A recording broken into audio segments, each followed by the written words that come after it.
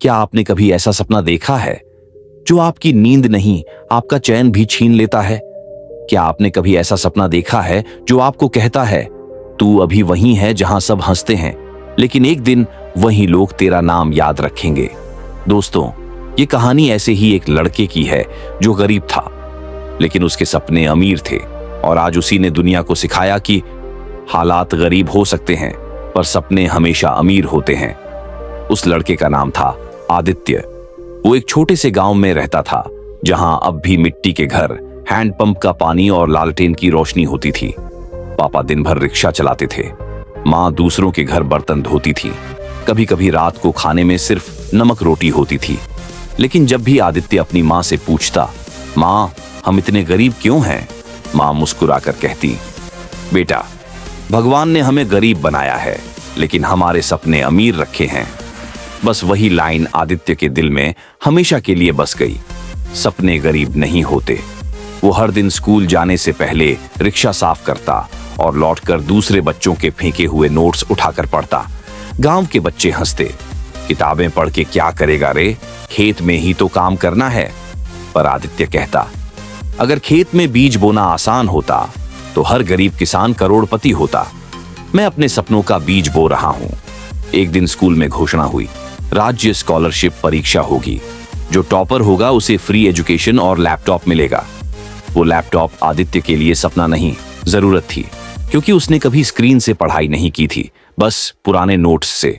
उसके पास किताबें नहीं थीं, तो उसने कबाड़ की दुकान से पुरानी किताबें खरीदी। कई पन्ने फटे हुए थे, तो उसने उन्हें टेप से जोड़ा। रात को लालटेन की रोशनी में पढ़ता, और जब लालटेन बुझ जाती तो वो सड़क की बिजली की बत्ती के नीचे बैठ जाता। एक दिन पापा ने कहा, बेटा इतनी मेहनत मत कर, हम जैसे लोग इंजीनियर नहीं बनते। तो आदित्य बोला, पापा अगर मैं कोशिश नहीं करूंगा तो कैसे पता चलेगा कि हम जैसे लोग क्या बन सकते हैं? वो लाइन सुनकर पापा की आंखों में आंसू थे। पहली बार उन्होंने अपने बेटे के सपनों पर यकीन किया। गांव के लोग उसका मजाक उड़ाते, अरे ओ टॉपर साहब, पहले पेट भरना सीखो। कुछ कहते, पढ़ाई से क्या होगा, भगवान ने गरीब बनाया है।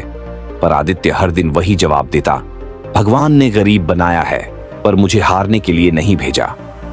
परीक्षा के दिन उसके जूते फट चुके थे, पर उसने खुद से कहा, अगर पैर चल रहे हैं तो जूते की जरूरत नहीं। वो पेपर देने गया और लौटते वक्त बस यही सोचता रहा, मैंने अपना बेस्ट दिया है, बाकी किस्मत नहीं, मेहनत तय करेगी। रिजल्ट के दिन स्कूल के बाहर भीड़ लगी थी। सबके चेहरे पर उम्मीद और डर था। टीचर ने जब रिजल्ट की लिस्ट दी तो सबसे ऊपर लिखा था, आदित्य कुमार, रैंक 1। पूरा स्कूल तालियों से गूंज उठा। और वो लड़का जो कभी स्कूल के गेट पर खड़ा होकर बच्चों को बस में जाते देखता था, आज उसी स्कूल का टॉपर था। उस स्कॉलरशिप से उसने कॉलेज किया और फिर सॉफ्टवेयर इंजीनियर बना। वो विदेश नहीं गया, वो अपने गांव लौटा।